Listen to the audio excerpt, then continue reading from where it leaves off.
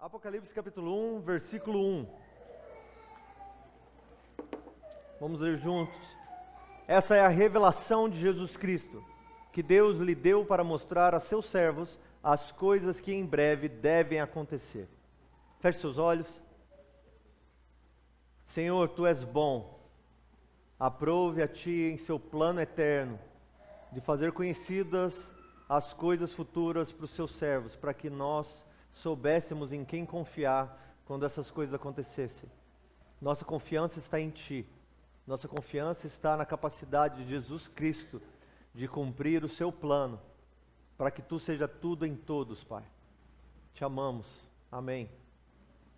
Amém. Bom, nesse mês nós temos a difícil tarefa de prepararmos sermões em uma série baseada no livro de Apocalipse, que é um livro que nós, como comunidade, amamos e que nós poderíamos ter um ano inteiro de mensagens baseadas no livro de Apocalipse.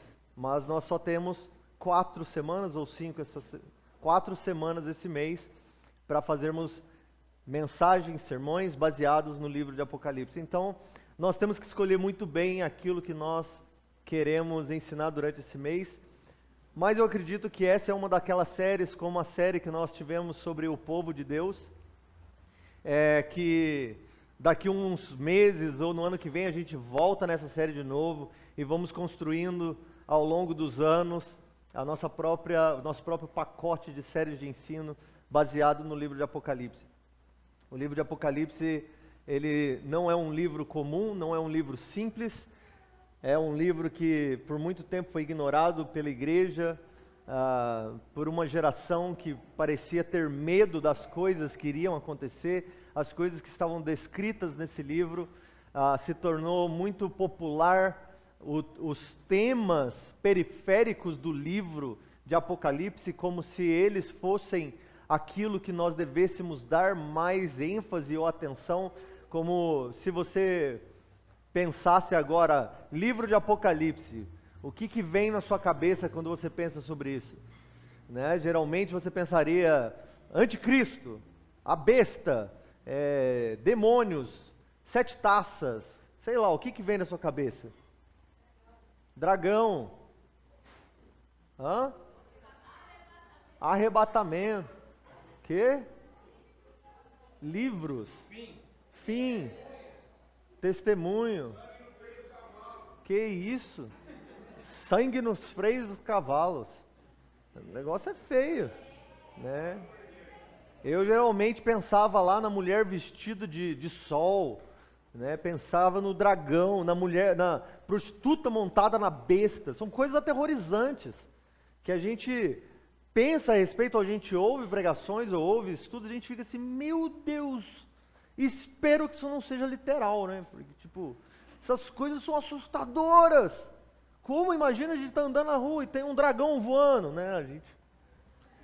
São coisas que passam no meio da nossa cabeça e passaram a fazer parte de uma geração que começou a ler o livro de Apocalipse e interpretar até de uma maneira como se o livro de Apocalipse não fosse para a igreja, porque parece que está falando de destruição, de medo, de angústia. Só pode fazer parte daquela geração que vai passar pela grande tribulação. E muito tempo fez sucesso ao redor do mundo a ideia de que a igreja não vai passar pela grande tribulação, o que não é um pensamento e uma visão escatológica tradicional da igreja cristã.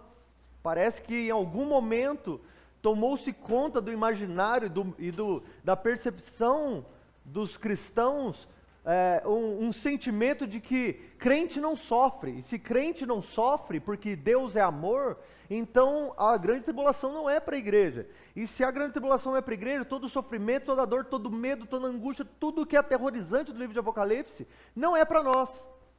Eu lembro que em algum momento na minha vida, nas igrejas por onde eu passei, ouvi pessoas dizendo, eu não leio e não dou importância para o livro de Apocalipse, porque o livro de Apocalipse não é para nós. Nós não precisamos ler o livro de Apocalipse, só aqueles que vão ficar na terra sofrendo, eles que precisam ler o livro de Apocalipse. E isso, eu me lembro no momento que eu ouvi isso me angustiou, porque eu pensava, como pode um livro da Bíblia não ser para nós hoje? Como pode um livro da Bíblia não ser importante para a igreja conhecer ou ler?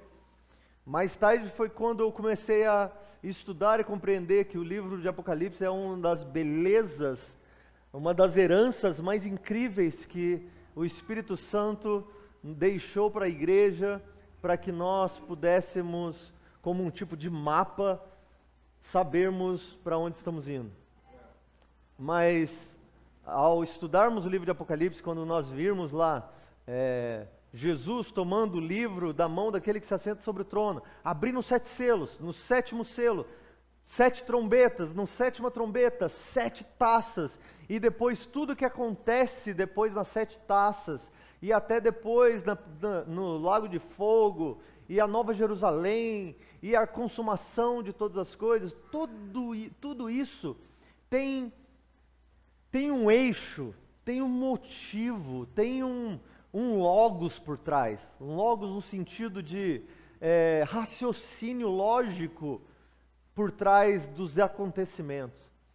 E o que nós precisamos conhecer e entender a respeito do livro de Apocalipse, como para construirmos uma base sólida para o nosso pensamento cristão, que está caminhando para o fim dos tempos, está aqui nesse versículo que nós acabamos de ler. Quando nós lemos Apocalipse, nós imaginamos fim dos tempos, destruição. Mas a palavra Apocalipse significa revelação. Não é destruição, não é medo, não é anticristo, não é fim de todas as coisas. Apocalipse, nós já imaginamos um meteoro caindo na Terra, a lua escurecendo, o sol escurecendo. Mas o livro de Apocalipse é chamado de Apocalipse porque esta é a revelação de Jesus Cristo. Este é o Apocalipse de Jesus Cristo.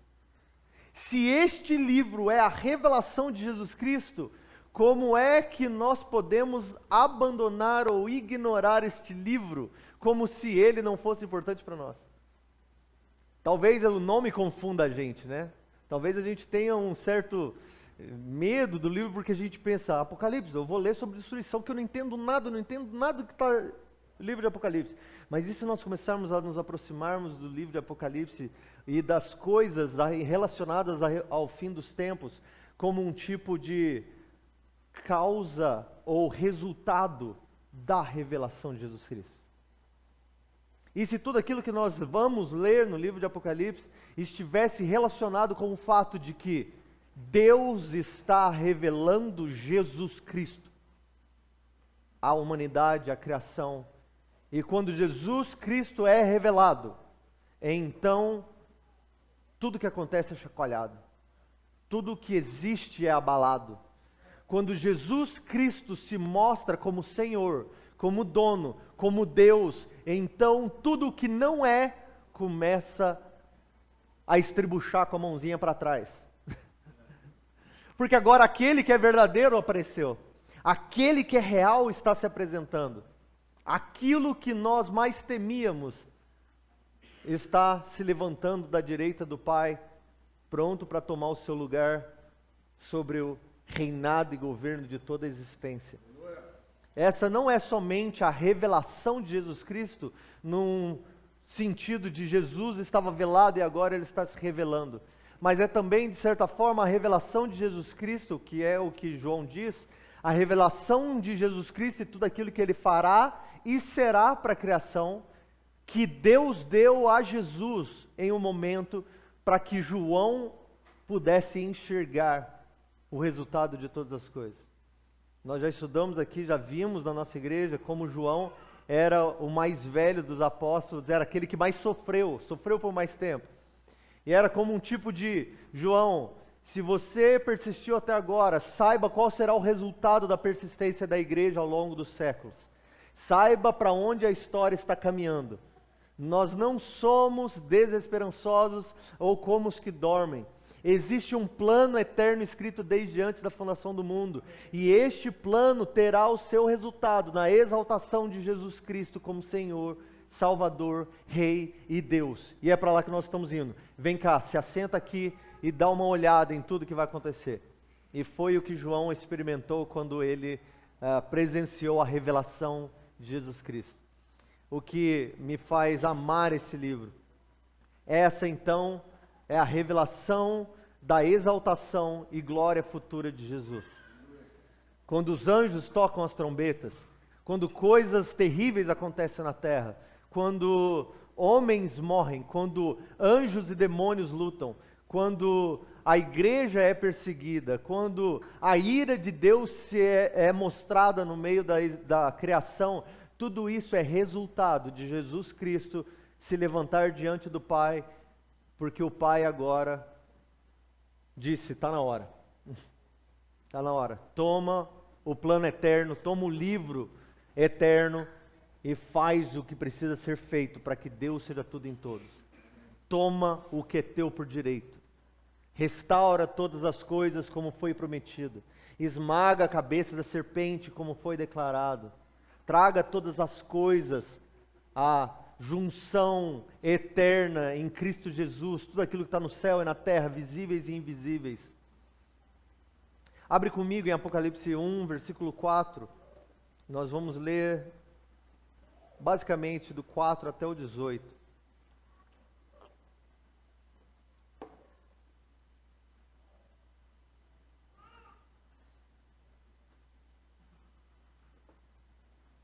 Vamos ler. João, às 7 igrejas que estão na Ásia. Graça a vós e paz da parte daquele que é, que era e que há de vir. Da parte dos 7 espíritos que estão diante do trono, e da parte de Jesus Cristo, o primogênito dos mortos, o príncipe dos reis da terra, que é a fiel testemunha. Aquele que nos amou e nos libertou dos nossos pecados pelo seu sangue, e nos constituiu reino e sacerdotes para Deus seu Pai. A Ele sejam glória e domínio pelos séculos dos séculos. Amém.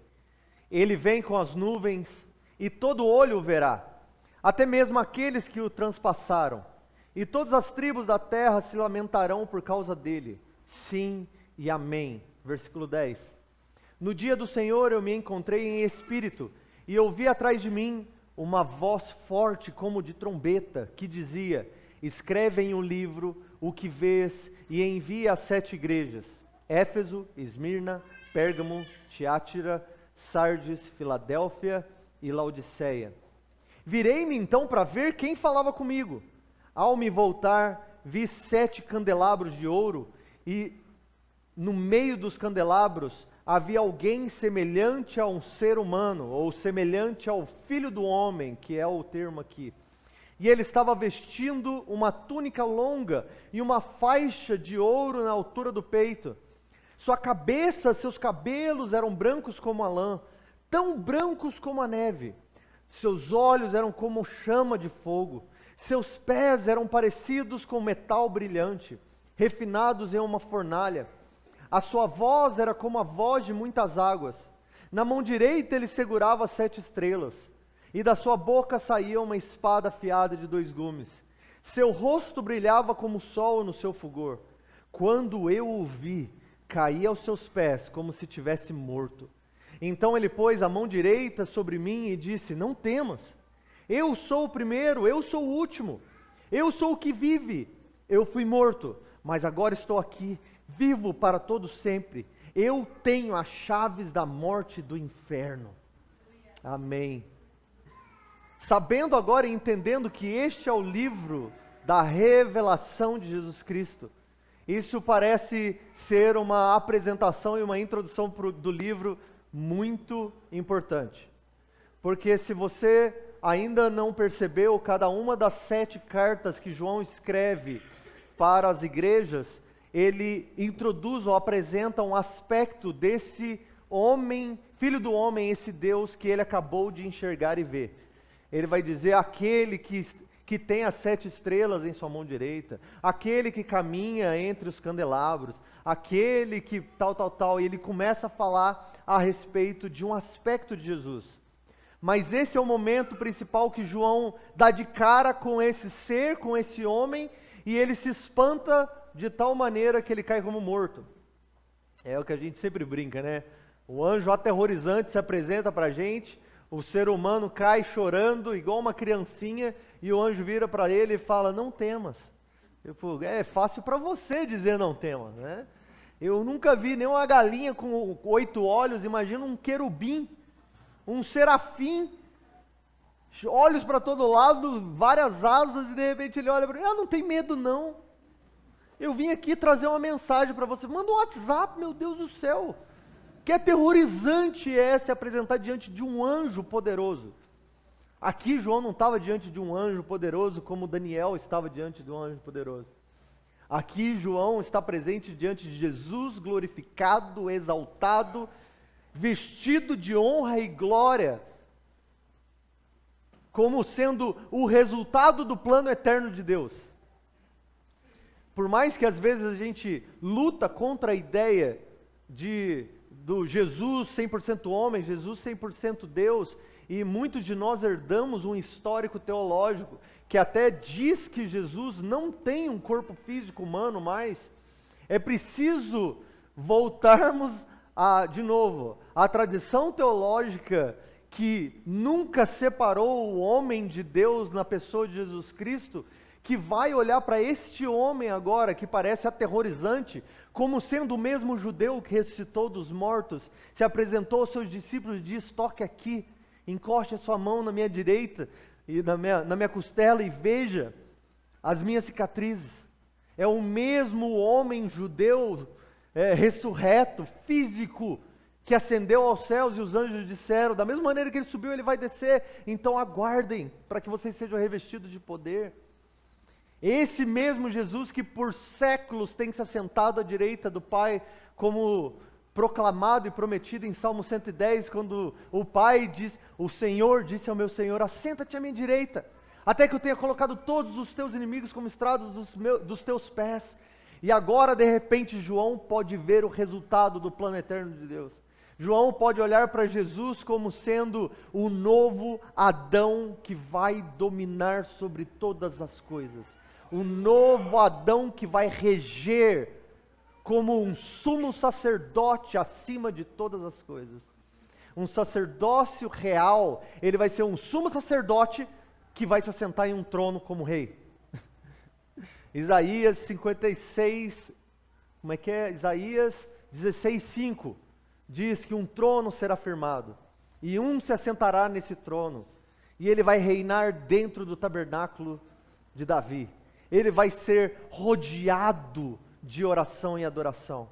Aqueles que vão governar junto com Cristo estarão adorando a Cristo, conhecendo a Cristo e manifestando Cristo onde quer que Cristo precise que eles vão. Isso é um sacerdócio real. Só que o que eu amo a respeito desses versículos que nós acabamos de ver, e provavelmente passou despercebido aos seus olhos e à sua mente durante esse momento de leitura, é que nessa simples e humilde apresentação de João, ele nos deu 25 adjetivos de Jesus. 25 descrições da pessoa de Jesus. 25 coisas que nós não poderíamos deixar passar. Ele fala sobre Jesus de uma maneira que parece assim, que esse se torne o seu seminário para o resto da vida. E ao mesmo tempo parece que a apresentação de Jesus Cristo no começo do livro deveria gerar em nós um sentimento de, um tipo de bússola, um tipo de GPS. Olhe, conheça Jesus, para que no meio de tudo que vai começar a acontecer, que você vai enxergar, que você não perca ele de vista, que você não confunda ele com os reis da terra, que você não confunda ele com o falso profeta, que você não confunda o anticristo com o verdadeiro Cristo, que você não confunda os homens que vão se apresentar como salvadores no meio dos anos que estão por vir, como se eles fossem o Cristo que você está aguardando. Olhe para quem é o autor e consumador da nossa fé. No dia que você ver um homem poderoso, lembre-se dessas descrições. Se ele não se apresentar dessa maneira, fuja, porque ele é um falso Cristo. Não coloque suas esperanças em alguém que não carregue essas descrições. Então, coloque o seu GPS, o seu destino em Jesus Cristo de Apocalipse 1, aquele que se revela como Deus Todo-Poderoso, o homem, o Deus, o Rei, o Salvador, porque somente Ele vai ser capaz de te fazer passar por tudo aquilo que está para acontecer. Nós vamos, por mais que sejam 25, nós vamos passar rapidamente por cada uma delas, para que a gente deixe de alguma maneira gravada no nosso coração, e que a gente não confunda Jesus com um homem qualquer. Eu prometo que vai ser rápido. É uma promessa difícil, né? Vocês estão prontos? Vamos lá, se você tiver com a sua Bíblia física, esse é o melhor momento para rabiscar ela. Circule, sublinhe, se você tiver caneta diferente, troque tudo de cor, faça anotações, porque isso é precioso demais. Primeira descrição, ele é o primogênito dos mortos. Uau! Jesus é aquele que abriu o caminho da vida para nós, os outros filhos de Deus. Ele não é mais o primogênito e único Filho de Deus, agora ele se tornou o primogênito Filho de Deus. Porque por meio de Jesus Cristo nós recebemos a adoção de filhos. Agora nós somos filhos, mas ainda estamos aguardando a apresentação do primogênito, daquele que foi o primeiro a sair, a vencer a morte, para que nós possamos contemplá-lo e também sermos transformados à mesma imagem de Jesus. Em Colossenses 1,15, Paulo vai dizer que ele não é somente o primogênito dos mortos, mas ele é o primogênito de toda a criação. Ele é o primogênito de toda, para que ele tenha a primazia sobre tudo. Para que ninguém possa dizer, nesse aspecto eu venho antes de Cristo, nesse aspecto eu sou primeiro. Jesus é o primeiro em tudo. Segundo, ele é o príncipe dos reis da terra. A palavra príncipe aí deveria ser trocada por regente, governador, chefe, comandante, líder dos reis da terra. Porque príncipe aí vem do sentido de primeiro, mas para nós parece que tem um sentido de abaixo de um rei. Se os reis da terra são reis e Jesus é príncipe, parece que ele está abaixo dos reis. Mas a palavra aí tem a ver com o governante, aquele que lidera os reis da terra. Jesus é aquele que vai fazer com que os reis da terra obedeçam. Os reis da terra beijarão os pés de Jesus. Salmos 2, que a gente ama. Ó reis da terra, agora é a hora, beije o filho enquanto há tempo, antes que ele se ire. Beije o filho agora, se humilhe diante dele, porque o Pai já estabeleceu o seu rei em Sião. Ele não precisa de vocês como rei, ele precisa de vocês, que vocês se humilhem diante do rei verdadeiro que ele levantou. Terceiro, ele é a fiel testemunha. Jesus, a palavra testemunha aqui é aquela palavra que nós conhecemos como mártir. Jesus é o mártir fiel. Um mártir fiel, aquele que segurou o seu testemunho até a morte, sem fraquejar, sem se desviar, sem temer o poder da morte. Ele é a testemunha de Deus perfeita. Jesus não enviou mais um profeta para falar a respeito de si, ele enviou o seu filho com um testemunho perfeito. Jesus, antes de morrer, ele ainda orou ao Pai dizendo: Pai, eu fui obediente. Pai, agora torna-me dar a glória que eu tinha antes da fundação do mundo. Pai, vamos agora estar juntos, porque eu fui obediente. Tudo o que me deste para fazer, eu fiz. Ele falou para os seus discípulos: eu não faço nada além daquilo que eu vejo o Pai fazendo. Jesus não usou de uma outra filosofia, um outro desejo do seu coração para fazer ministério. Ele fez tudo o que fez segundo o testemunho do Pai, segundo a vontade e o plano de Deus. Isso é ser um bom e fiel mártir. Jesus é o exemplo que nós devemos seguir como mártires. Se nós, desde o começo dessa igreja, nós dizíamos, nós queremos ser uma igreja de mártir, olhe para Jesus. Esse é o exemplo que nós devemos ter. Não devemos temer a morte, não devemos temer as coisas que estão por vir sobre nós. Nós devemos olhar para o Pai, nos firmarmos na palavra de Deus, nos firmarmos na verdade de Deus, seguros de que Ele terá aquilo que Ele sempre quis ter. Quarto, ele diz, aquele que nos ama. Jesus é aquele que nos ama. Ele é aquele que nos amou antes da fundação do mundo, Ele é aquele que nos ama primeiro, Ele é aquele que por amor de nós se entregou. O amor de Jesus Cristo por nós foi demonstrado no fato de Ele não ter se negado à morte, de Ele ter sido humilhado por amor de nós quando Ele se encarnou. Às vezes a gente pensa que a humilhação maior de Jesus foi ter morrido numa cruz. A humilhação maior de Jesus foi ter se tornado como um de nós. Essa é a maior humilhação.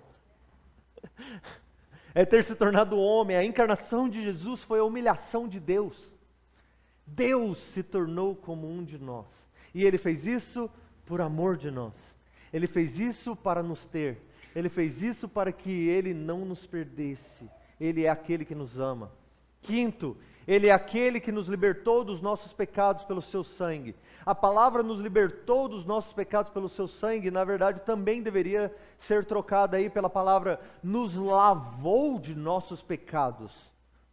Nos lavou de nossos pecados pelo seu sangue. O que é uma contradição, talvez seja por isso que muitos desejam trocar a palavra por, ao invés de lavar, por nos livrar, libertar.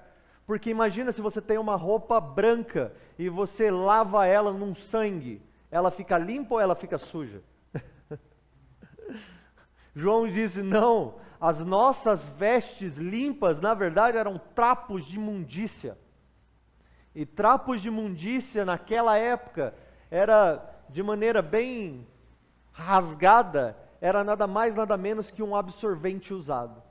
Isso que significava dizer que as nossas vestes de justiça eram como panos usados para recolher sangue e ser jogado fora.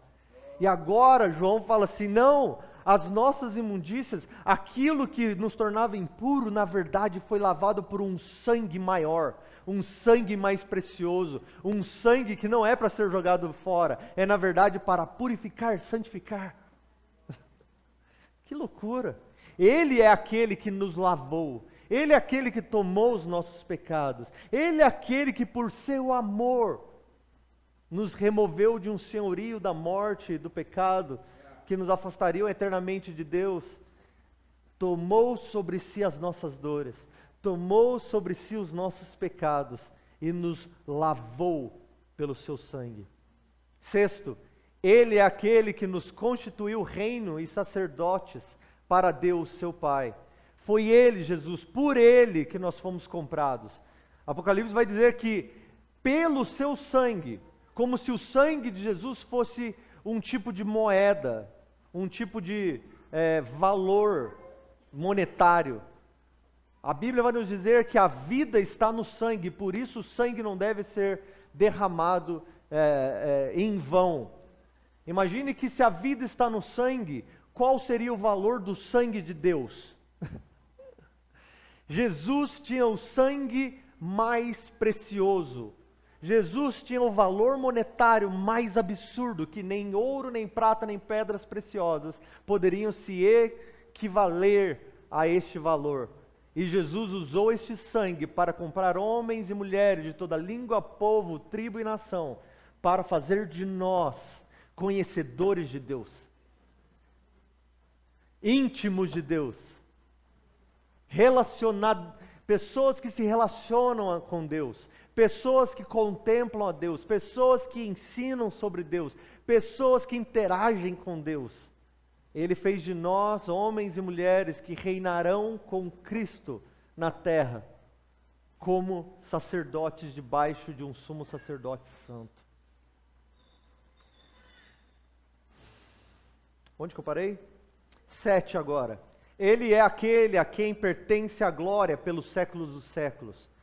A glória quer dizer dignidade, excelência, honra, louvor, fama, juízo, tudo que tem a ver com exaltação, ser colocado em vista, ser colocado na vitrine, ser elevado acima dos outros. Isso que significa dizer que Jesus, a Ele merece a glória para todo sempre. E não é somente até que Jesus volte, não é somente até que a Nova Jerusalém desça, é pelos séculos dos séculos dos séculos dos séculos dos séculos, daqui bilhões e bilhões de anos, ou melhor, bilhões e bilhões de eras, ainda assim nós veremos Jesus como um único acima de todos, como alguém que não terá equivalente, como alguém que não será comparável. Ninguém poderá olhar e dizer, yin yang, as trevas comparadas, é o equivalente à luz. Ah, tem Jesus desse lado e tem esse que se compara. Nunca haverá alguém que se compara a Jesus. Ele não é somente aquele a quem pertence toda a glória, mas também a quem pertence o domínio pelos séculos dos séculos. A Jesus será dado todo o poder, toda a força, todo o governo, todo o regimento, toda a ordem. Todos os exércitos da terra seguirão Jesus. Todos obedecerão Jesus. Isso que significa domínio.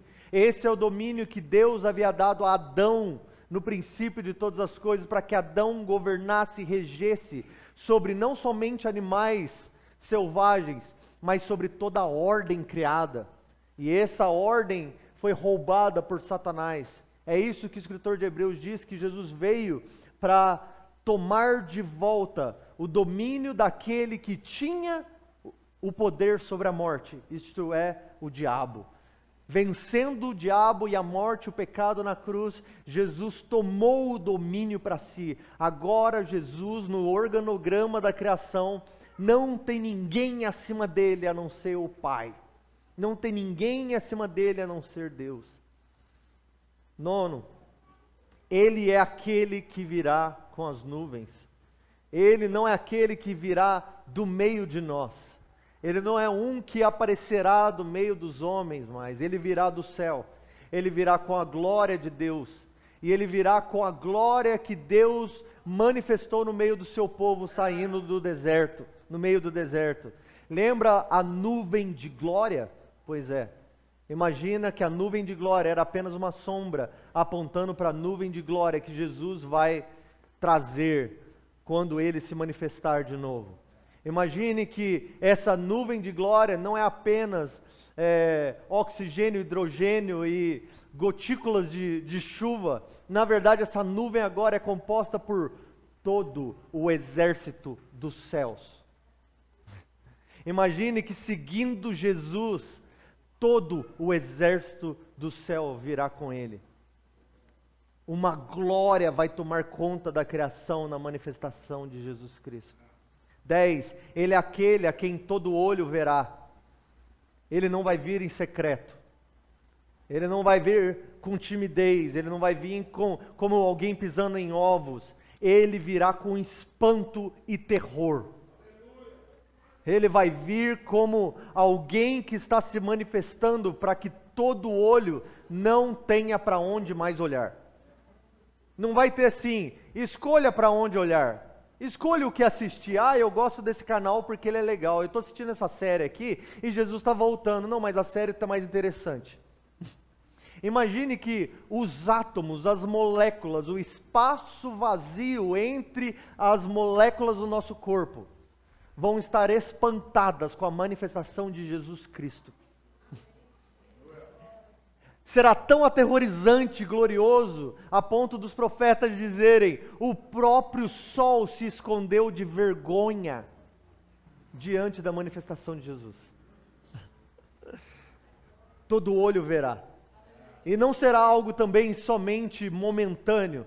Pelo que o texto nos apresenta, parece que será algo cósmico, histórico, subatômico, de categoria...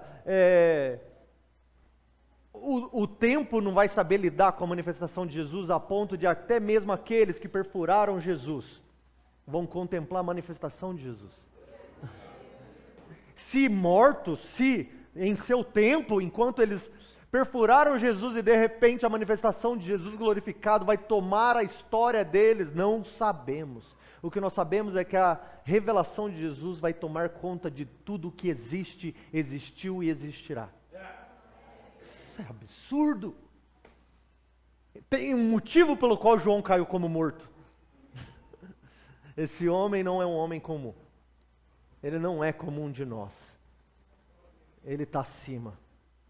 17, ele é aquele cuja voz é como a voz de muitas águas. A voz de Jesus não se pode ignorar. Você já ficou perto de uma grande cachoeira? Pulei? Pulei vários, né? Vamos lá. 11. Vocês vissem a minha anotação? 11. Ele, não, é 11. Ele é aquele que tem a voz forte como de trombeta. Imagina Êxodo no Sinai, os homens, 1,2 milhões de pessoas ao redor do Sinai e uma forte trombeta falando com seu povo. É isso que João está falando. A sua voz como de trombeta é o mesmo Deus que falou ao povo que Deus comprou saindo do Egito. Ele é aquele que trará uma voz de ordem, de conselho, de sabedoria, mas não como uma voz mansa, uma voz de ordem, uma voz de atenção. A trombeta era usada para despertar, para acordar, para chamar a atenção, causar medo também. Imagina que um vigia tocava a trombeta para que aqueles que dormem pudessem despertar. A voz de Jesus é como essa, é como a trombeta de um vigia que faz com que todo aquele que está desatento volte a sua atenção e seu coração para Ele. A sua voz não pode ser ignorada. 12. Ele é semelhante ao Filho do Homem. Esse semelhante ao Filho do Homem, o que o João está falando, e provavelmente ele sabia exatamente o que ele estava dizendo, ele estava citando Daniel 7, dos versículos 9 a 14, quando Daniel vê o ancião de dias, que é o Pai, recebendo diante dele um Filho do Homem, que é Jesus. E a este Filho do Homem foi dado domínio, glória, poder, para que ele reinasse sobre as nações. E este homem, lá atrás em Daniel, ficou conhecido para as próximas gerações como o Filho do Homem. Quem é este Filho do Homem?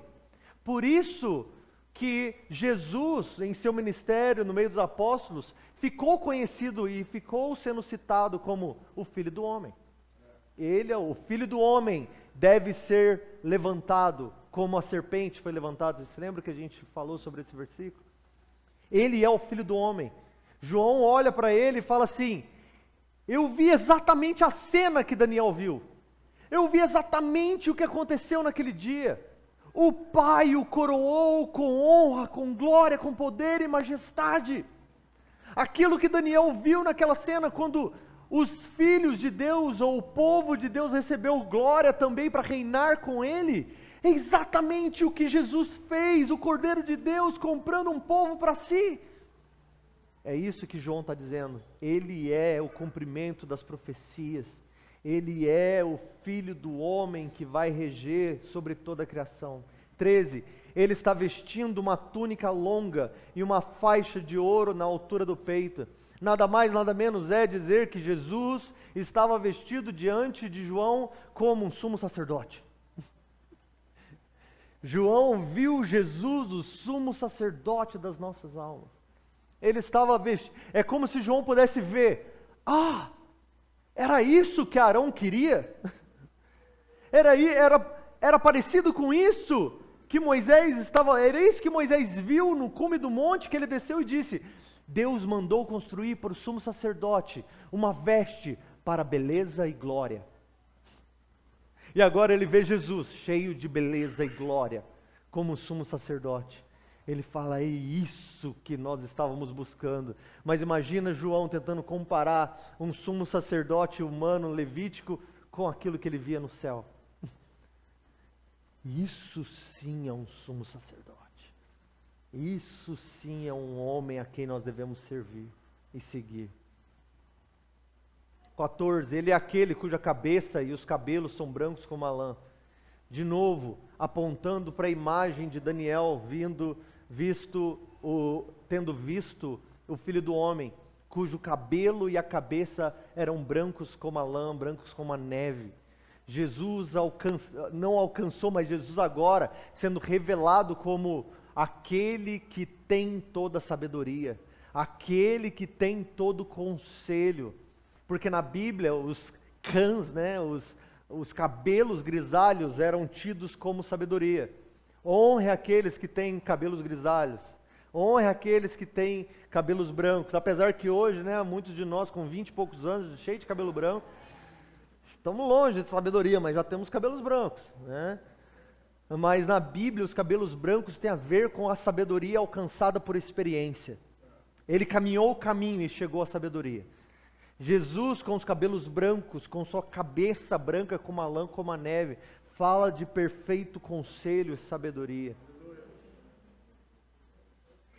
15, ele é aquele cujos olhos são como uma chama de fogo. Imagine olhar para os olhos de Jesus glorificado e os seus olhos tentando te consumir como uma chama. Isso fala do zelo de Jesus, isso fala dos ciúmes de Jesus, isso fala do apego que Jesus tem em tudo aquilo que Ele coloca os seus olhos. Jesus olha para o que Ele olha com desejo de ter. E isso não é como um tipo de ganância, mas como Senhor que possui todas as coisas. Ele olha para nós com olhos como chama de fogo, e Ele vai nos ter por completo. Ele vai consumir o nosso coração, Ele vai consumir os nossos pensamentos, sentimentos. Sabe a angústia que toma o seu coração às vezes? A ansiedade que toma a sua mente às vezes? Será consumida pelos olhos de Jesus quando nós o virmos como Ele realmente é. Quando os olhos de Jesus encontrarem os nossos olhos, tudo aquilo que não tem a ver com Cristo será tomado pelos ciúmes e possessão de Jesus em ter o que é dele. 16. Jesus é aquele cujos pés são parecidos com metal brilhante. Os pés de Jesus são purificados, seus caminhos são perfeitos, os seus caminhos são mais altos, suas ações são santas. Ele não tomará um passo fora dos planos de Deus. Ele não dará um passo que possa impossibilitar a glória eterna de Deus na criação. Seus caminhos são retos, justos, perfeitos. 17. Ele é aquele cuja voz é como a voz de muitas águas, como da mesma maneira da voz como de trombeta. A voz de Jesus não se pode ignorar, a voz de Jesus não se pode menosprezar. Você não consegue abaixar o volume da voz de Jesus Cristo quando Ele fala à criação. Ele dá ordem à história. Ele dá ordem ao céu, Ele dá ordem a tudo que existe. Se você um dia já ficou perto de uma cachoeira e tentou falar com um amigo, o quão incômodo é você tentar falar com alguém e essa pessoa não conseguir te ouvir, porque tem uma cachoeira muito alta. Eu me lembro quando eu e minha esposa fomos visitar as cataratas do Iguaçu, o tremor no seu corpo, em sentir a força das águas. Você fala na frente um do outro, falando, você está vendo aquilo e você não consegue ouvir direito a voz de outra pessoa, porque a voz das muitas águas está sobrepondo a sua voz. A voz de Jesus sobrepõe todas as vozes. A voz de Jesus está acima da tempestade, acima dos poderes, acima de tudo. 18. Ele é aquele que segura as 7 estrelas em sua mão direita. As 7 estrelas aqui na apresentação de Jesus Cristo falava a respeito das 7 igrejas, dos 7 anjos das igrejas. Jesus é aquele a quem pertence as igrejas, Jesus aquele que tem em sua mão os pastores das igrejas, Jesus aquele que tem os anjos das igrejas, Jesus é aquele que tem autoridade sobre as igrejas, Jesus aquele que tem ordem sobre aquilo que acontece ou deixa de acontecer com qualquer igreja. A noiva de Cristo pertence ao noivo. A igreja pertence a Cristo. Isso é esperança e segurança e paz para nós, ao olharmos para Jesus Cristo, como aquele que é Deus acima sobre qualquer outro Senhor. Nós estamos na mão direita de Jesus.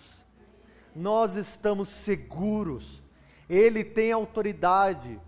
É o que a palavra nos diz, que Jesus sustenta tudo pela palavra de seu poder. Nós estamos sendo segurados, guardados,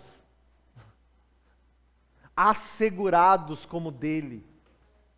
Se a igreja, se a história, se o povo de Deus, se aquilo que rege a igreja está na mão direita de Jesus, me diz, quem poderá contra ele?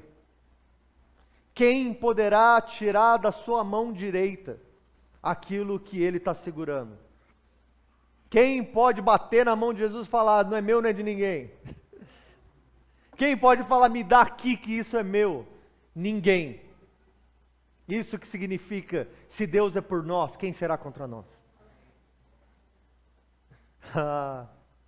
Se os seus olhos como chama de fogo estão sobre a sua igreja, e a igreja está em suas mãos, não há nada no restante do livro de Apocalipse que deveria nos causar medo. Não há nada na história que está por vir que deveria nos causar insegurança ou temor. Nós estamos seguros em Jesus Cristo. Nós estamos seguros em suas mãos. 19. Ele é aquele que tem uma espada afiada de 2 gumes saindo da sua boca. Imagina Jesus se apresentando diante dos exércitos dos reis da terra, que estão reunidos para fazer guerra contra Deus e seu ungido, como o Salmo 2 vai dizer.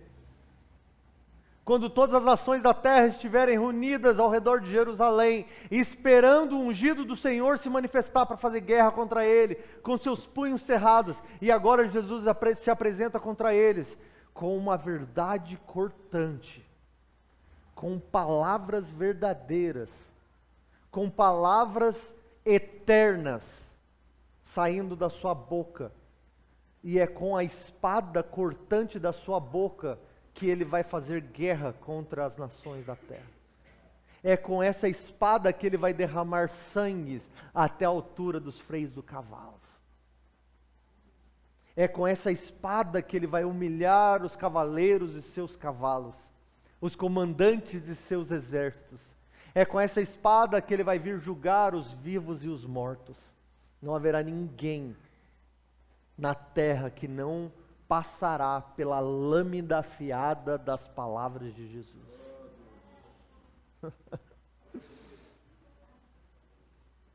Glória a Deus, Jesus, porque já não há mais condenação para quem está em Cristo Jesus. 20. Ele é aquele cujo rosto brilha como o sol. De novo, ele é aquele que o rosto brilha como o sol. O sol vai se esconder da glória de Jesus, a ponto de não encontrar mais valor no meio da criação. Em novos céus e nova terra, na restauração de todas as coisas, nós nem vamos precisar mais do sol regendo o dia, fazendo separação entre dia e noite. Sabe por quê? Porque Ele será a nossa luz.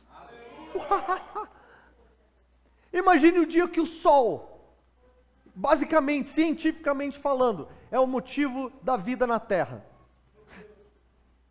Né? Alguns quilômetros afastado do sol a gente estava morto, não tinha vida na terra. Imagina o dia que o sol vai olhar para o seu currículo e vai falar assim: eu preciso me aposentar, porque não há mais necessidade, agora que as coisas mudaram.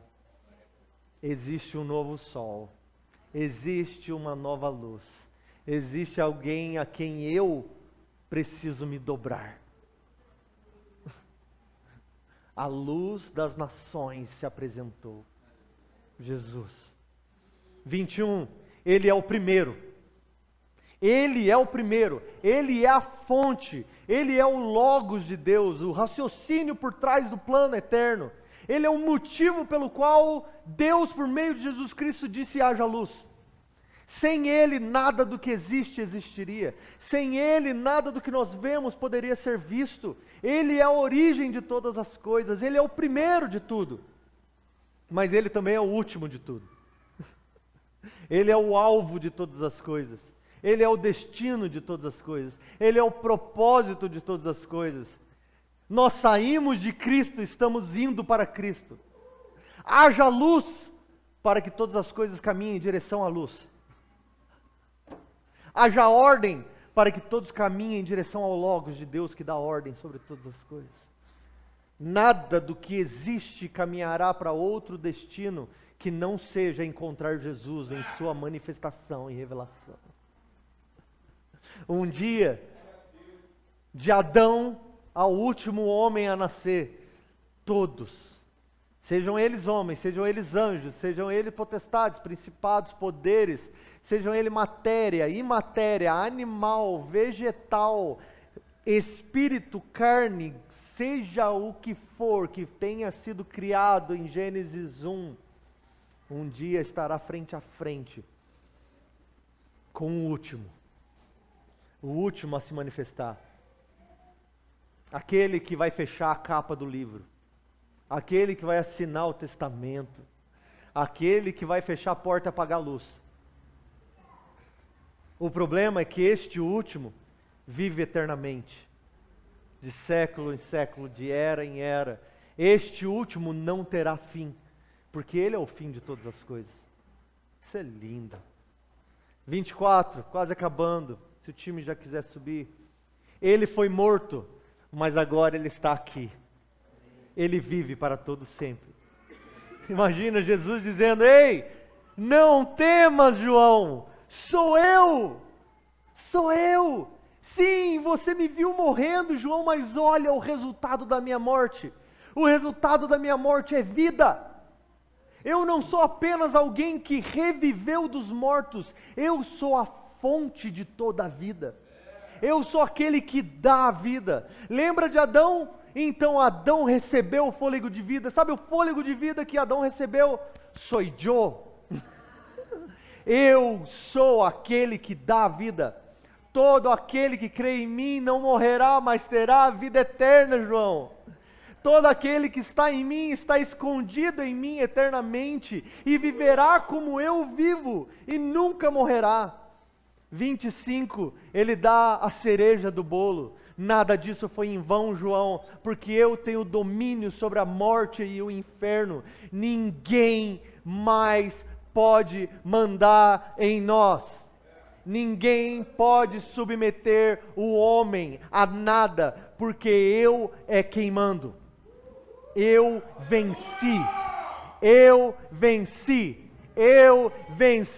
a morte se dobrou, o inferno se dobrou, o diabo se dobrou, aquele que perseguia e fazia frente aos irmãos, aos profetas, aos servos e homens de Deus ao longo da história, João, ele não é nada. Um dia as nações vão olhar para ele e vão falar: é esse que estava atormentando as nações? Jesus não vai nem sujar suas mãos com ele, vai pedir para um anjo: ei, amarra ele, joga ele no abismo. Porque ele não é páreo para mim, João. Saiba que eu venci, eu tenho a chave da morte e do inferno, e sabe o que eu vou fazer com ele? Também vou condená-lo, vou jogar ele no lago de fogo, vou jogar ele lá para que ele seja consumido com todo pecado, com todo pecador, com todo inimigo de Deus, com todo aquele que não crê em mim, João. A morte e o inferno chorarão e lamentarão eternamente, sendo consumidos por uma dor, pela consequência do que eles causaram na minha criação, João. Eu venci. Não há como viver de outra maneira, igreja, Imago-Dei. Não há para onde caminharmos, Imago-Dei. E se nós olharmos hoje para esse homem Jesus, o Filho do homem glorificado, e nós continuarmos vivendo nossa vida da mesma maneira, ignorando o fato de termos sido comprados para sermos isso, para sermos sacerdotes, para servirmos a este rei, guardarmos essa revelação para nós, falarmos, nossa, que linda pregação de domingo, que maravilhoso saber 25 declarações a respeito de Jesus, e ao longo da nossa semana, nenhuma pessoa ouvia a respeito disso por nossa boca.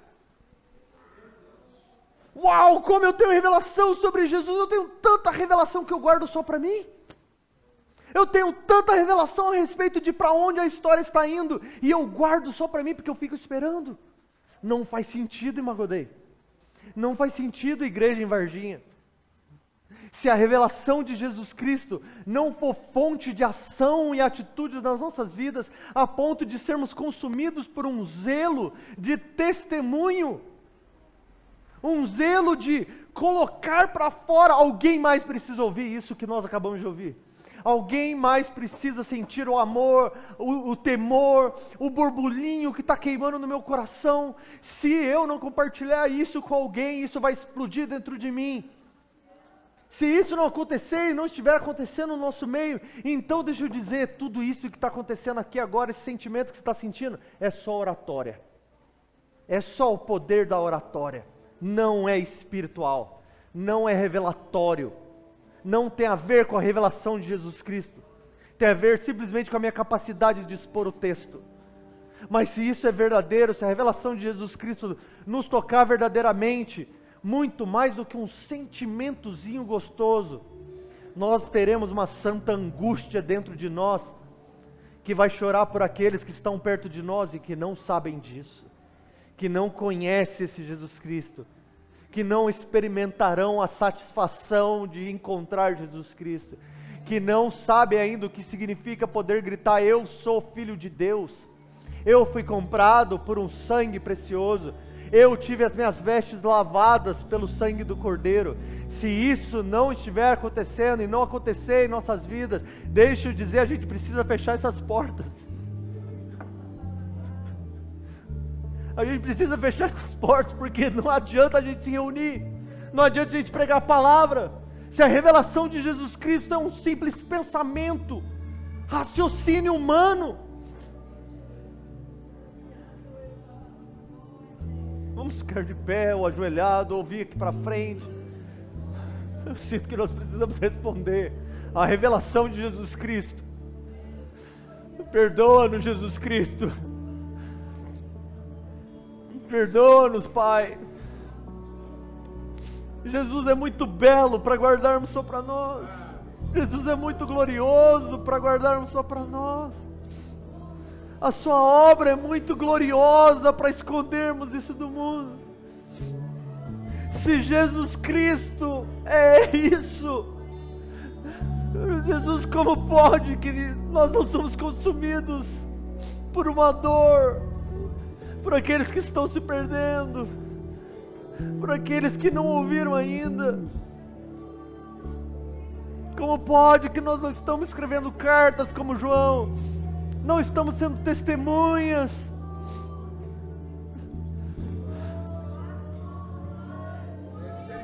Lembra-nos, Senhor, lembra-nos da nossa juventude, quando não temíamos os homens. Lembra-nos do nosso primeiro amor, como tudo que nós queríamos era falar de Jesus. Lembra-nos da alegria de testemunhar de Jesus Cristo. Lembra-nos, Jesus, de quando nós queríamos nos doar por inteiro, quando nós queríamos nos entregar pelo Evangelho, quando nós dizíamos sim, nós iríamos para qualquer lugar. Lembra-nos, Senhor, de quando sonhávamos de ser enviados para o Oriente Médio, para a janela 10x40, quando nós queríamos ser derramados como oferta. Estoura a bolha do nosso conforto, Jesus. Toma nossa mente, nosso coração, Jesus, com a revelação da Tua glória, da Tua majestade. Se não for para te adorar, se não for para te servir, se não for para testemunhar de ti, por que nós existimos? Por que nós vivemos? Lembra-nos das canções que cantávamos, das orações que fazíamos, das lágrimas que derramávamos, de quando éramos só nós e ti, Jesus, e nós queríamos conquistar o mundo para ti. Quando nós utilizávamos de toda oportunidade para falar de ti. Lembra-nos, Jesus. Lembra-nos do zelo da nossa juventude. Torna a dar-nos a alegria da tua salvação, Jesus. Abre os nossos olhos mais uma vez. Desperta-nos do sono, voz como muitas águas, voz como de trombeta. Desperta-nos do sono. Faça-nos frutíferos nessa cidade. Faça com que a revelação de Jesus Cristo dê fruto por meio de nossas vidas.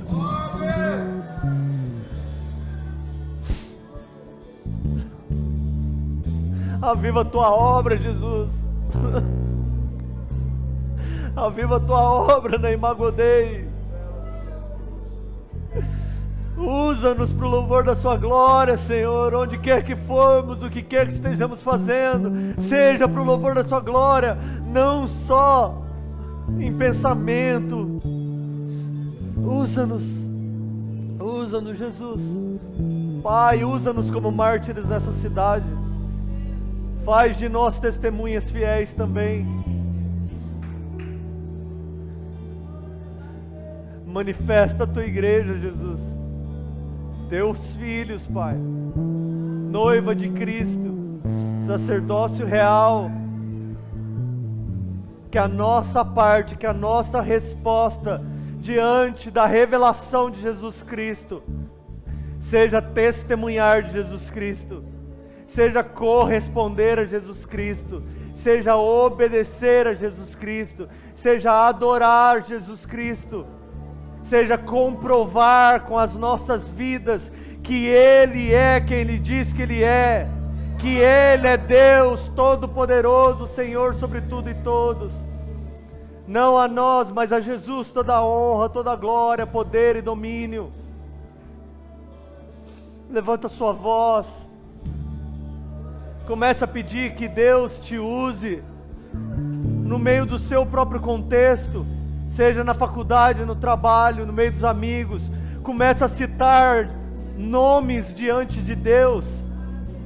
Começa a citar os seus familiares, os seus amigos, os seus vizinhos, a quem você sabe que você deve ser testemunha. Peça ao Senhor: Senhor, me faça testemunha de Ti no meio dos meus amigos na faculdade. Me dá ousadia para testemunhar do Evangelho no meu trabalho. Me dê ousadia, Senhor, para com as minhas artes, com o meu trabalho, com as minhas funções, que eu testemunhe de Jesus Cristo como Ele deve ser glorificado. Usa-me, Jesus, usa-me para alcançar os meus vizinhos. Retira o medo, retira a vergonha. Me dá a ousadia dos apóstolos, a ousadia dos diáconos em Atos. Me dá a ousadia para testemunhar onde quer que eu esteja. Faça valer a revelação de Jesus em mim, Senhor. Peça perdão pelos momentos que estão vindo na sua mente agora. Aqueles momentos que você teve a oportunidade de demonstrar Jesus Cristo, mas você não fez. E esses momentos estão na sua cabeça. Peça perdão por isso e peça: Senhor, me coloca de novo nessa oportunidade. Me coloca de novo nesse lugar. Me coloca de novo diante dessa pessoa. Me dá uma nova oportunidade, me dá ousadia, me dá poder. Toma a minha boca, Espírito Santo. Toma o meu coração de zelo. Coloque em meus olhos a chama de Jesus. Que eu seja consumido pelo temor e pelo zelo do Senhor, pela obra do Senhor. Faz de novo, Senhor. Talvez você está sendo lembrado do começo da sua vida cristã. Peça ao Senhor, faz de novo na minha vida. Faz maior. Me leva de novo para as praças. Me leva para o ônibus. Me leva para as famílias. Me leva para a vizinhança. Me usa na igreja novamente. Talvez você perdeu a esperança de ser frutífero no meio da igreja. Senhor, me usa de novo no meio da congregação, no meio do teu povo. Usa minha boca. Usa os meus dons. Usa o meu coração da maneira que o Senhor quiser.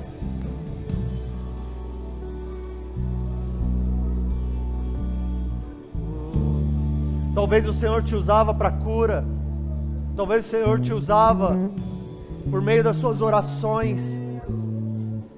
Te usava com profecias, com palavras de conhecimento. Diga com essas palavras, ouse diante do Senhor, peça a Ele: eu quero voltar a ser testemunha sua.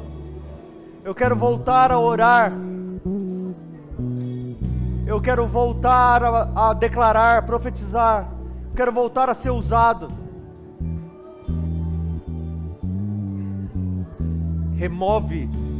Me remove do sono profundo que eu estou, Senhor. Me remove do conforto que me impede de te amar, que me impede de testemunhar. Usa-nos, Senhor. Usa-nos nessa cidade. Que uma bandeira seja levantada nessa cidade. Que Cristo seja exaltado nessa cidade.